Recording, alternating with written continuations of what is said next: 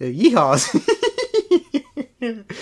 Folks, I don't think people really appreciate the order and safety brought to you by the Lord of the Seven Calamities.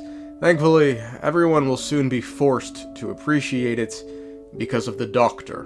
While failing in his grand endeavor to create a new world, he's forever changed this one. Folks, it pains me to say the false barrier sealing Teyvat from the rest of the universe is failing, and after the most recent events, the world of Teyvat is now more detectable to the rest of the dying universe. The disruption caused by this disaster has made Teyvat easier to detect from the outside universe. Now, before we can truly discuss the implications of this and who might be trying to arrive as a result, let's discuss this false sky, because clearly we've been led astray. While at one point we all assumed the false sky was quite literally a false sky encompassing the worlds at maybe a thermospheric or exospheric level at best, Columbina revealed something interesting regarding the false sky to us. The frost moon has now entered the false sky, and I am the Trilune goddess. The frost moon is in the false sky, yet it's outside of Earth, which could only mean the false sky created by the heavenly principles extends far beyond the world of Teyvat. Hell, it probably encircles that nearby star. I'd imagine it looks something like this? Yes.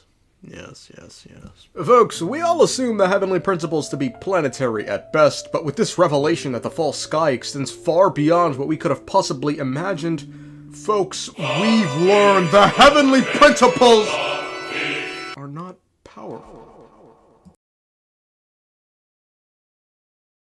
Now, do not misunderstand, folks. Power is something that exists inside a system. The heavenly principles are what decides what power even is. They aren't the ruler of the skies, as that implies there's something above them. They are the authors of the rules that space has to offer. Folks, space bends because they permit extension. Time flows because they do not deny. Sequence fate binds because they acknowledge causality.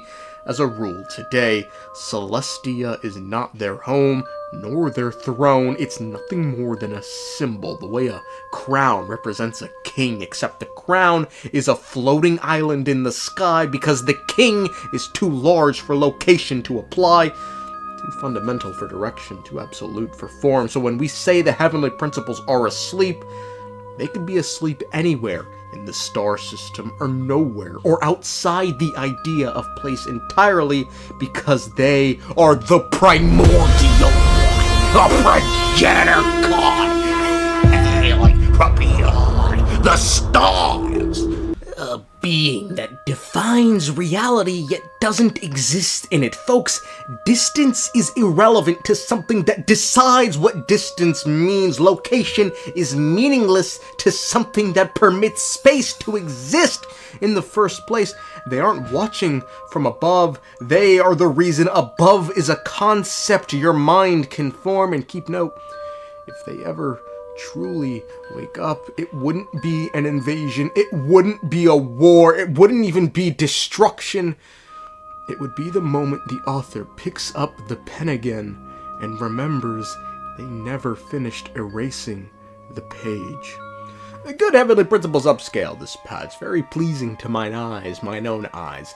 Now, 'twas because of this god a barrier existed to protect Teyvat for, several reasons. The first was quite simple. Invaders. Quote, poets often liken the starry sky to the ocean. They've seen or dreamt of countless bioluminescent plankton floating on a moonless sea, resembling a galaxy, or the moonlight ripped apart by waves on the sea's surface like shimmering stars. In the most fantastical stories or outrageous lies, the stars found in the depths of the cosmos might be teeming with life, much like Teyvat, and the rest of the universe itself is akin to an ocean. Realistically speaking, however, if a profound universe full of life exists, why hasn't any of that life made contact with Teyvat? Maybe the universe has been constantly trying to infiltrate Teyvat, or maybe a higher power created borders to protect this world. Now, invaders, keep in mind, are what ruin Skirk's home planets. Folks, people are monsters, lusting only for power, trampling entire worlds in pursuit and denial of it. Throw in the fact that the universe is dying, with Alice telling us all that exists outside the border is the abyss. I'll skip over the complicated parts, but to sum it up, abyssal energies are all that lie beyond Teyvat's border. We'd find ourselves in a real pickle if they ever made it through. And Octavia, the wandering witch, quite literally telling us, quotes, "The entire cosmos is going to die soon. Things peaked but not long ago, and are about to go south very fast." Folks, what do you think happens when you throw bloodlusted people into a dying universe with few available worlds? Folks, should Teyvat... Folks... I love that word, man. Gender neutral refers to everyone. Folks, should Teyvat get noticed, it wouldn't get conquered by the outside universe, it'd get processed. Now, while to some the borders feel like a cage, that's because it is. But what waits beyond the false sky is not a grand frontier of friendly civilizations and open hands. Folks, the universe is gone! Beyond the false sky now are powers that no longer ask who you are, what you believe, what beauty your world holds.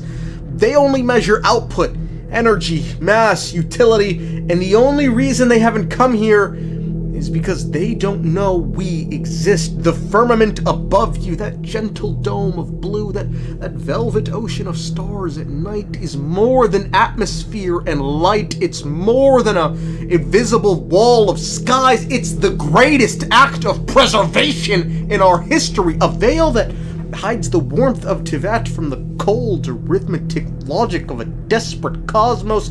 Yep. There are some beings who would rather break open the veil and be annihilated instantly by the outside universe, because at least then they would have had a choice. If you too find yourself subject to grave injustice, yet bound by rules that are twisted and warped, you must be willing to step up and right those wrongs. If you cannot break free from the eggshell, the world is not but a prison where you are blinded and confined. Do not be afraid of bleak desolation and poverty outside the prison, and do not fret about your stable rations being cut off once the prison is destroyed. Outside that world, I will always be waiting for you. What disgusting hubris. Does this animal think he'd be making that choice for himself, that these cosmic invaders would only kill him?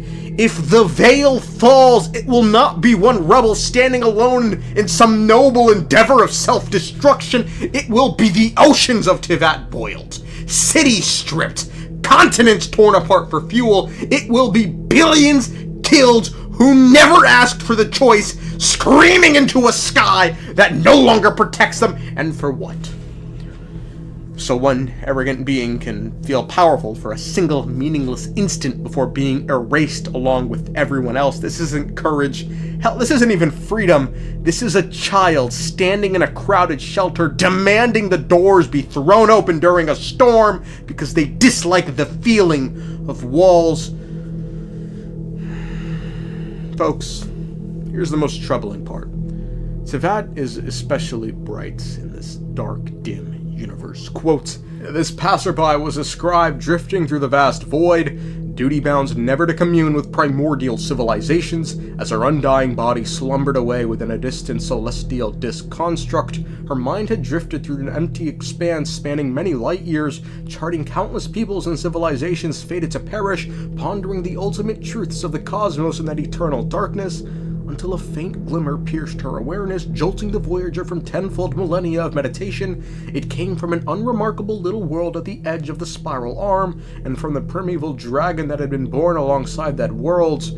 Though death would one day bring an endless night, and the sun it gazed upon was but a fleeting ember, this will, bound though it was to its planetary crust, shone more brilliantly than all the civilizations the voyager had ever seen.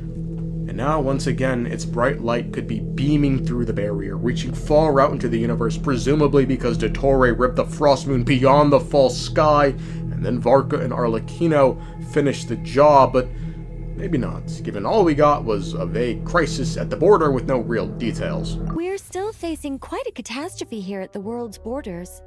Alice has roped in every Hexencircle member she can get a hold of. Now, what's interesting about this is, given we know the false sky extends beyond the atmosphere, this would suggest whenever Alice is out dealing with the border, she's in deep space, just sort of, whatever, I don't know, whatever magic shit you gotta do to sustain him. Now, we've known for a while that Teyvat's borders have been growing weak. It's why Alice has been away so often, yet it seems now Dottore's recent escapades were the straw that broke the camel's back, and now Folks, they can see us.